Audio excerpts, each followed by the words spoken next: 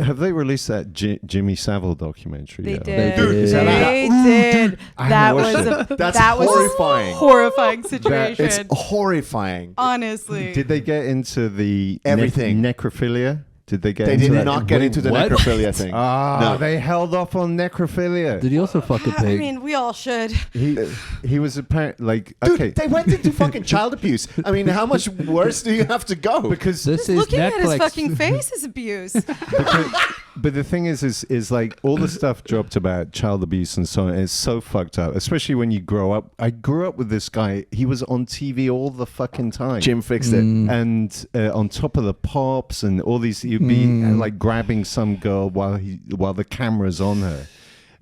And then, but the crazy shit is just when you thought it couldn't get any worse, it turned out he had the keys to a prison and the keys. So he was going abusing prisoners, not just that's in men. the documentary. And then the other thing is he had access to a morgue.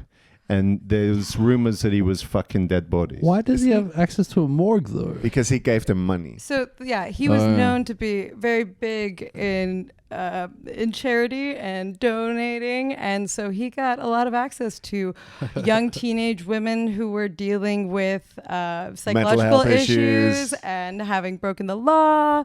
Yeah, no, he would just take them to his crash pad. Crime doesn't pay. Which was at some point his crash pad was literally an Airstream that he would pull up with in front of the fucking prison. Yes. No. It couldn't get creepier. It's fascinating. And when you told me this before, that he would actually touch women on camera whilst it's kind of like, not even a late night show. It was one of those revered shows.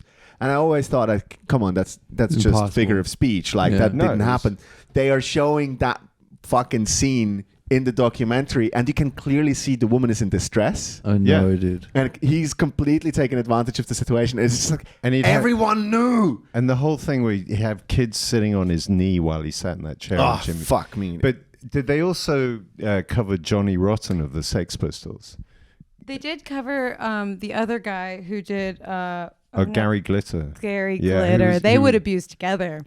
That was Gary Glitter, who continued. He absconded and went to Thailand and got arrested, and then came back and he never stopped.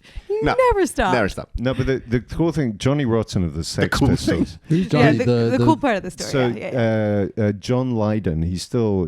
I think he's still alive. Is he the bass player, the guitar player? No, he was the lead singer with the orange hair. Oh, okay.